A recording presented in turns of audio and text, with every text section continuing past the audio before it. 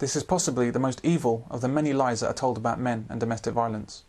For example, take this headline from the Washington Post, December 2004. It sounds awful, doesn't it? The terrible danger that pregnant women are in. And there are more headlines like this. Newsnight in the UK also covered the story.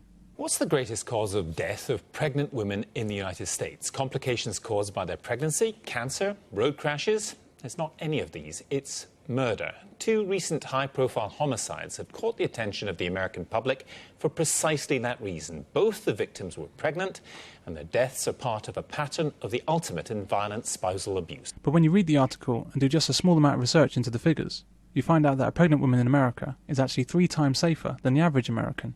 A pregnant woman has a 1 in 54,000 chance of being murdered, while the average American has a 1 in 17,000 chance of being murdered. So why isn't that the happy headline? The headline, "Many new or expectant mothers die violent deaths," could be replaced with, "Many new or expectant fathers die violent deaths. Many old men die violent deaths. Many men aged 18 to 19 die violent deaths." Murder is nothing like the greatest cause of death of pregnant women. It's so small a percentage, it doesn't even make it into the mortality statistics for pregnant women in America. Headlines like this appear to be about compassion for motherhood. In reality, though, it's a thin disguise for an ideologically driven hate campaign against men. Adolf Hitler said that if you're going to tell a lie, you're less likely to get caught telling a big one. Hat doch in seinem Hitler-Mein Kampf geschrieben, das Volk ist so dumm, dass man alles mit ihm machen kann. Man muss ihm nur jeden Tag dieselben Parolen vorhalten, positiv und negativ, dann wird es einem folgen. Feminism, which has so much in common with fascism and Nazism, seems to have taken this idea to heart. The journalist who wrote this article is not stupid. The editor who passed it for publication is not stupid. The owner of the newspaper is not stupid. And a producer of Newsnight who decided to cover the story in Britain is also not stupid. So how did such a stupid story get published? When highly intelligent people do apparently stupid things, there's almost certainly something we're missing. And this comes to light when you look at the timing of this particular headline. You find that the Violence Against Women Act in the United States was up for renewal. And this concerns no small amount of money. This act is worth over $1 billion to the domestic violence industry in the form of government grants. There are many people and organisations that are dependent on the huge funding that streams from that legislation. Now we can see how the apparently stupid headline actually makes financial sense to those behind it. Strangely, even though 4 times as many men than women are murdered in the United States, 8 times as many men are assaulted, and over 99% of America's military casualties are male, there's no Violence Against Men Act. We rely on programs like Newsnight to use a critical eye to debunk these scare stories, but instead they propagate the myths. Where the hell are we exactly, when the news bears so little relation to the truth? On domestic violence websites like Women's Aid and Refuge, they repeat the same factoids that they broadcast elsewhere, only now it's even more poisonous and evil denigration of men.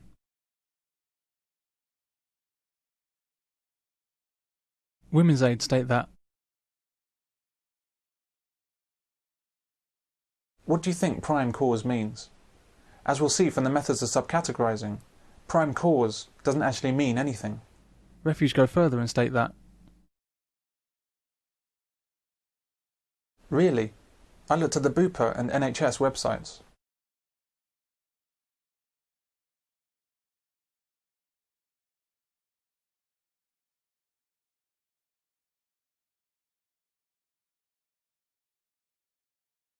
both of these medical organisations go on to mention womb abnormalities, hormonal imbalance, a woman's age, whether she smokes or not, and whether she's previously miscarried. Neither site even mentions domestic violence as a cause of miscarriage, but on Refuge's site, domestic violence is the biggest unborn baby killer. One of the main methods used to amplify the severity of domestic violence committed by men is to subcategorise all of the other things that make an impact. Before we look at this, please bear in mind that there's never been an actual scientific attempt to measure how many miscarriages are caused by men as a result of domestic violence. The same way there's no study into how many babies are eaten by their fathers for dinner. The figure of 5% given here is for example only. As we've seen, the fact is that most complications in pregnancy arise due to various medical conditions. However, the aim of organisations like Women's Aid and Refuge is to make out that the majority of miscarriages are caused by abusive husbands and boyfriends. So what happens is this. The medical conditions are artificially split up into all their constituent parts, such that if 95% of complications are caused by medical conditions and 5% are caused by domestic violence, they're categorised as follows. We can see that domestic violence at 5% doesn't have the prominence that businesses like Women's Aid and Refuge need in order to push our buttons and generate millions in income. and so they keep on subcategorizing the causes until eventually domestic violence becomes a leading cause. This horrible idea is 100% supposition in order to shock people and gain access to their credit cards. With domestic violence, subcategorization is a tool used to enhance anti-male statistics and generate more income. All we know or hear about are the headline figures. Hardly anyone does the research to show it's false, because those people that know it's false, for example charities and the government, have an interest in letting the lie spread. So, for example, NGOs, non-governmental organisations, very large charities, voluntary organisations, many of whom have very explicit political agendas and bend facts, bend what they're saying to fit. They are never interrogated with the same degree of scepticism because the journalists very often share that agenda. Now, that's what worries me. Agencies like Women's Aid and Refuge hoover up the income generated from government and well-meaning ordinary people who donate millions of pounds to them based on these invented statistics. And when I say millions, I mean hundreds of millions. The NSPCC's Full Stop campaign, for example, has raised more than £250 million in donations from the public. This is just one campaign from one charity. What do you think the income from the whole nest of them amounts to? These donations cannot be going towards helping legions of abused women, simply because such legions don't exist. So where is all this money going? They are Where is all this money? jobs.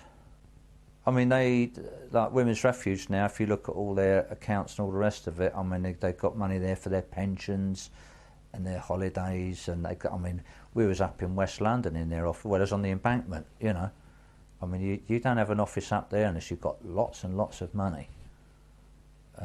So yeah, it's big, but it's business. It is a business. And where does all this money come from?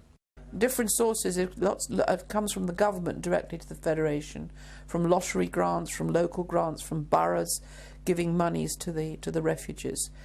And where does the money go that comes into? Well, you'll never find out because they're not accountable. An awful lot of it goes into conferencing, which is a way of proselytizing the whole radical feminist policies. It's a proselytizing religion as far as radical feminism is concerned.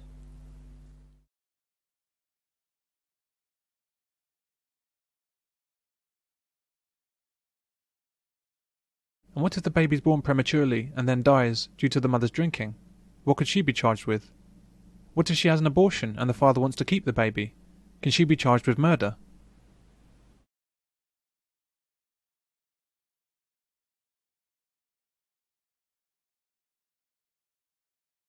There's no link between these 43 women dying in childbirth and any domestic violence from the man.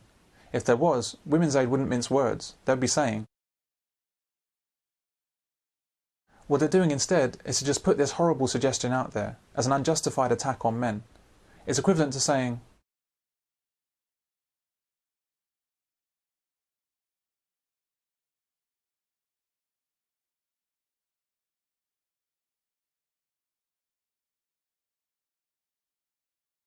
Doctors and midwives in the UK are now officially required to routinely ask pregnant women if they're experiencing domestic violence from their partners. This needless questioning can be counted as one of the success stories of Refuge's campaign of misinformation. These questions cannot be about protecting the unborn child. How can they be if they ignore women as perpetrators?